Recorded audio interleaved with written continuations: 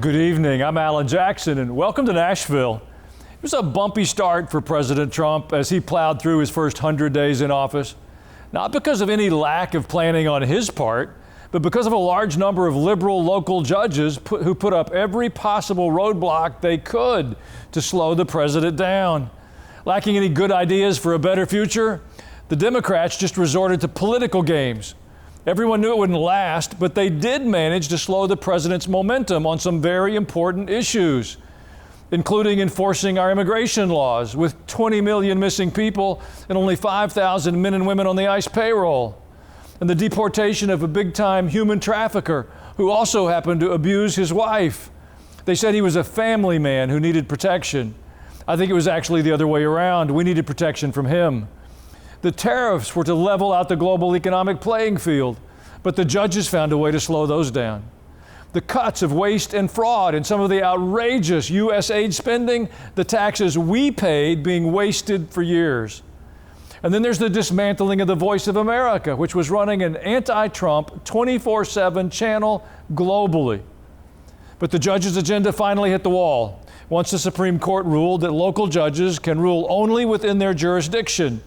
No more California judges trying to hold up the agenda of the man who was elected nationally by more than 77 million people. Those days, I pray, are over. The decision came on the birthright citizenship case, and it led to an unprecedented attack within the Supreme Court when conservative Amy Coney Barrett responded to the written opinion of the liberal Ketanji Brown Jackson. Ketanji Jackson had written that, quite unlike a rule of king's governing system, it was a clear swipe at the president. In a rule of law regime, nearly every act of government may be challenged by an appeal to law. To which Amy Coney Barrett wrote that Ketanji Jackson's argument was a startling line of attack that is tethered to no doctrine whatsoever. Within the decorum of the Supreme Court, that was a public smackdown. With that, I want to bring the Vice President of the Government Accountability Institute and the host of the Drill Down podcast, Eric Eggers. Welcome back to the show. Hey, Alan, it's always great to be with you and your audience. Good to see you. Well, it's good to see you. We have seen so many desperate attempts to try to stop President Trump from succeeding. But the issue of the local judges putting out national directives clearly just went too far. The Supreme Court decision was 6-3. It's being called a win, not just for the president, but for the presidency as well. What's your take on all that drama? Yeah, finally, common sense is restored to the branch of the judiciary. This practice of judge shopping and allowing one lower court judge to essentially dictate and halt federal policy that essentially was the demonstration of the will of the Democratic vote for president back in 2024 with the election of Donald Trump, I think is not what this country was about. And by the way, that's not a controversial stance. That's a stance held by many people, including Judge Elena Kagan, who said previously that this practice of looking, no matter who's out of office, you then go find a sympathetic judge and you use access to the court system to try to stop this from happening. It's not American, it's not okay. And finally, the Supreme Court found the right case to say, we agree, let's put an end to this and let's let President Trump be in charge of federal policy. It's refreshing to see common sense in the public square again. In another fresh sign of how badly wounded the Democratic Party is, a socialist just won the nomination to represent the Democrats in the race for New York mayor. The previously unknown Zoran Mamdani wants to defund the police, raise taxes, provide free bus rides, and open government grocery stores and more. Listen to how he pitched himself on a network broadcast. You are a self-described Democratic socialist. Do you think that billionaires have a right to exist? I don't think that we should have billionaires because, frankly, it is so much money in a moment of such inequality. And ultimately, what we need more of is equality across our city and across our state and across our country. You know, of course, none of that would work, and much of it's outside the bounds of anything the New York City mayor can do by law. But he's got AOC on his side, and the progressives are jumping for joy. Longtime city residents are looking at how to get out, worried that it could become the next San Francisco. What do you see happening in the city? Yeah, I think that the people should be worried about becoming the next San Francisco. Alan, this story is incredibly fascinating because I think it portends a much larger problem and a debate the Democrats are having internally. Because let's think about what is Mamdani's appeal. His appeal is it's a rejection of the status quo. The status quo in New York, of course, being what happens when you are run by Democrats, as they have been for decades. So it's not like people in New York City love the idea of a socialist. It's that they hate what New York City has become under Democratic rule. Under Democratic rule, New York City has much higher crime than it did pre-pandemic, while the rest of the country's crime trends have gone down. Their economy has gone down, while the rest of the country's economy has gone up post-pandemic. New York City has been left behind. And so it's not that the citizens are choosing to be socialist, they're just trying to reject what it's been. And ironically, in doing so, they may have the sort of unfortunate disadvantage, if you're a Democrat, of pulling the party further to the left when the election results of just last fall show that's not where the country is at all. Well, former President Biden is starting to peek back out from his Delaware beach house. At the same time, House Republicans have begun investigating who put the ink in the auto signature machine and who else hit the go button when it was being used. I know you've investigated much of what Joe Biden did over the years. So do you have any sense of what Congressman Comer and his colleagues might turn up now?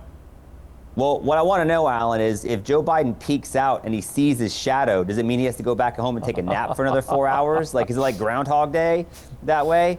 I am worried about, what ultimately the House Oversight Committee's investigation under Chairman Comer will yield. I know that I think there's a very good reason why pardons were given to people in Joe Biden's inner circle for essentially the entire duration of his presidency, including up through December. And so I think, a lot of people ask, like, who's been really running the country? And I think the frequency and the people who were in charge of that auto pin will be able to sort of answer that question. We're hearing now from our sources of people who work in the Trump administration in Washington, D.C., whether it's in the Department of Justice or elsewhere in the city, there's still a lot of internal pushback. And I think that the remnants of people who thought they could get away with whatever they wanted to do because you had a very weak and, quite frankly, out-of-touch President Biden, they still think they're running the country. And so luckily you have appointees from President Trump who are trying to wrest back control from the auto pen bureaucracy, if you like. But it's a challenge, and I think it's one that needs to be continuously investigated, as Chairman Comer is attempting to do. Well, Eric, would you please stay for another segment? I got a few more questions for you. Anytime, absolutely. Well, in the meantime, take a moment and dial into ajnow.com. That's our new site where you can write us an email or pull up previous episodes on subjects that you like. I'll be back with more in just a moment.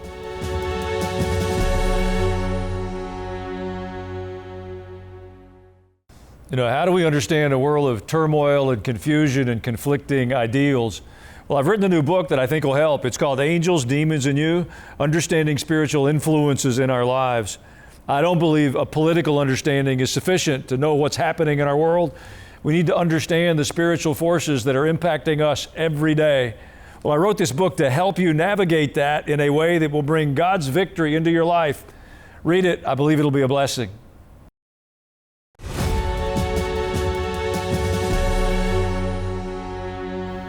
We're back now with the Vice President of the Government Accountability Institute, Eric Eggers.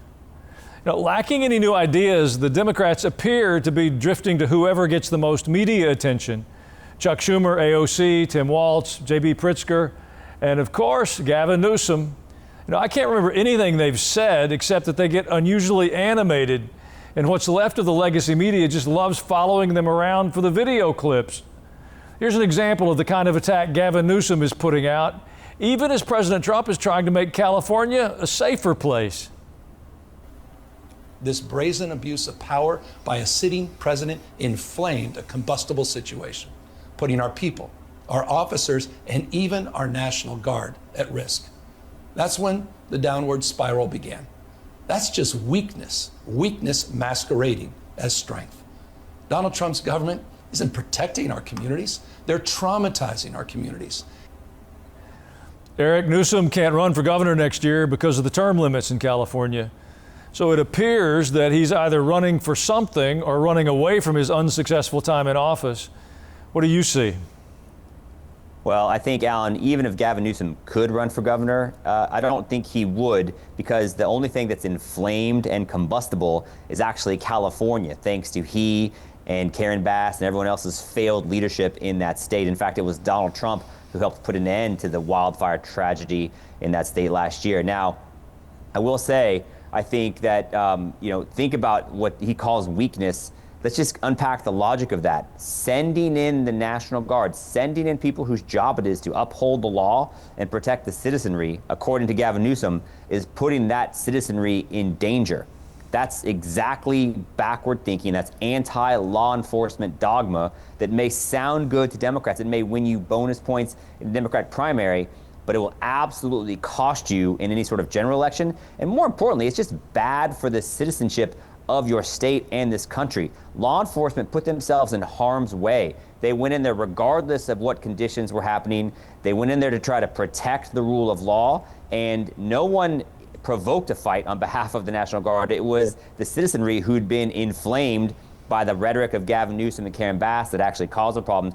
Most Americans know that, and that's why Gavin Newsom's tenure is going to end with a whimper, unfortunately, as governor of California.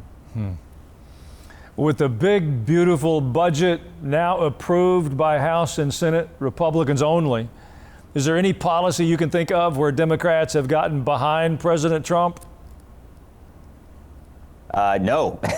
I think it passed with only Republican support for that reason. I think, unfortunately, Democrats probably were successful behind the scenes in restoring some of the welfare spending on behalf of illegal immigrants. I think it's a little bit weaker in some key areas than I know a lot of Republicans would like. It's not the final version yet. I know people like Ron Johnson from Wisconsin who were very against the bill initially. He voted to support it in the Senate. Chip Roy in Texas was against it initially. They voted to support it in the House. So I think you still have some strong voices that want to get it to be the best, most beautiful version of itself. And we'll see how the process plays out. But if it happened, it has not happened with Democrat support. Well, I think that fundamental question is important because a lot of these issues are 75, 80% issues. And the Democrats have stayed in the opposition lane against that. Do they really think they're powerful enough to force their will over the majority of the American people? I think it's just they don't know what to do, right? I mean, if Gavin Newsom, who's literally presiding over a third world state in California, is considered a front runner, they are searching for identity. Even the leadership of the Democratic National Committee is in turmoil right now. You saw them oust David Hogg and another deputy because the brand was considered to be so toxic. Even the head of the teachers unions has announced that they're stepping down in terms of their affiliation with the head of the Democratic National Committee because they're in such disarray. The Democratic brand is toxic. They don't know what they stand for. So the only thing they can do is stand against what President Trump supports. Fortunately for President Trump, he has the support not of Democrats, but of the American people, and that's why his agendas continue to be successful. Well, I'd like to end with something that I found truly stood out amid all the political friction. It was written up in the Washington Examiner, a well-documented report on how there are signs that there's an active movement to teach America's founding principles and our true history, all through thoughtful and engaged citizenship. It started with a nonprofit group that has already reached 1,300 university professors and 2,800 K through 12th grade teachers. It's quite the opposite of what we're learning about what students are taught at Harvard and Columbia. Do you think there's a segment of young people who are tired of being brainwashed by radicals and are now ready for some common sense? True stories about what made our country as strong as it is? It's really hopeful, it seems. Alan, it's such a great point, and I'm so glad you brought it up because you're absolutely correct. I think if there's one lesson to take away from the support that Donald Trump got from young people and young men specifically last fall, it's that people are hungry for the truth. They were lied to by the mainstream media and a lot of progressive forces, including in schools and higher education institutions for years. And so people hear something else and it's refreshing because it's true and it's different than the lies that have been force-fed. So I do think there's absolutely an appetite to it. You know, I live in Florida, and Florida's introduced civics education a few years ago.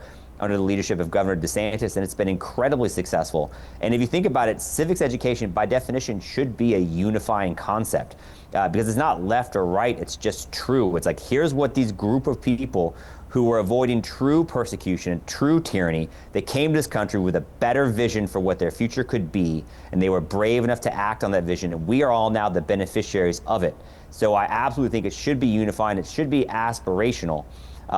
You know, that movie Superman is coming out in a couple weeks, and I've seen the previews for it, and I find that it touches on the true themes of what this country is about. The tagline is look up, and I think that's what ultimately Americans want to do. They want to look up towards a brighter and better future.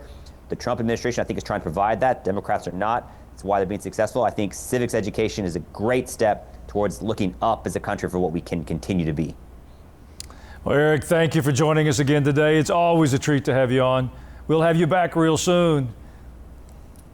Always a great time with you, Alan, and your audience. Thank you. And if you want to see Eric from his home perch, you can download the Drill Down podcast. It's worth your time. In a moment, I'll have some additional thoughts on what we've discussed. There is some light out there.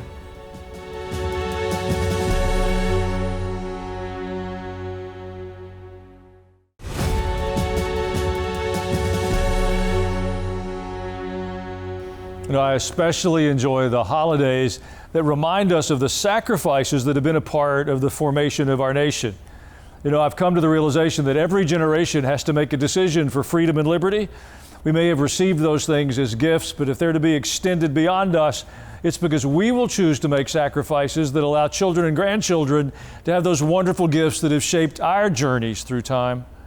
And when I think about our nation, what bound us together was not our appearance. We're a nation of immigrants. We've come from the nations of the world. We spoke different languages, we had different appearances, we had different customs. What bound us together was a set of values, a Judeo-Christian worldview, and the idea that if we all cooperated with that set of values, it brought opportunity to all of our lives. You know, at the time that our nation emerged, Europe was very differently organized. They had kings and queens and figures of authority, and there was a nobility who owned the land, and the majority of the people were serfs or servants.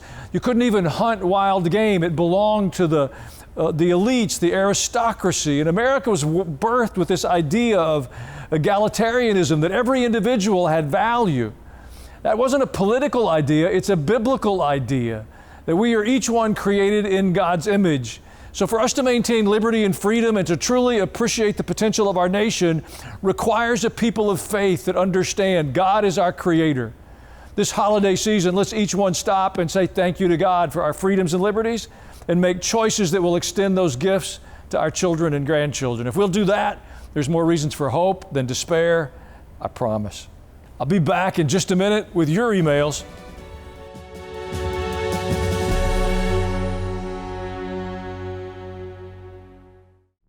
Hey, I want to give you a personal invitation to join my podcast, Culture and Christianity. For a person to think that the Bible is not political, you don't know the Bible. We're trying to understand how to take our faith outside the walls of the church and live it out in the marketplace. He will show you what to do, whether it's in our communities, in our country, or other places in the world. So I brought in some friends, some people that are trying to do this. How could anyone call themselves Christian and be pro-choice?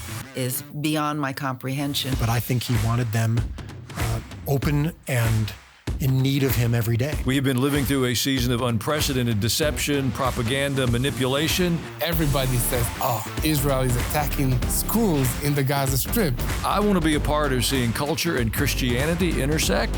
Hope you enjoy the podcast.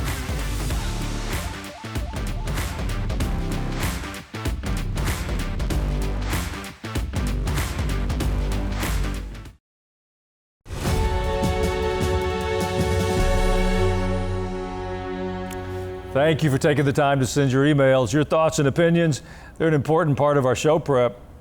Pamela emailed, my question is, how can any pardon from President Biden be legal when he was not mentally or physically well enough to complete his presidency or even make any necessary decisions?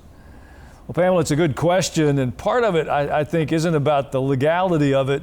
There's a certain respect that we have all tried to direct towards the office of the president, and there's a reluctance to dismantle that no matter how egregious the behavior. I think in this case it's appropriate that there are some honest inquiries being made as to President Biden's competency and what the outcomes of that are. We'll have to wait and see what's uncovered, and from there, I think there'll be a pathway that emerges. James B. emailed, why are universities entitled to billions of our tax dollars?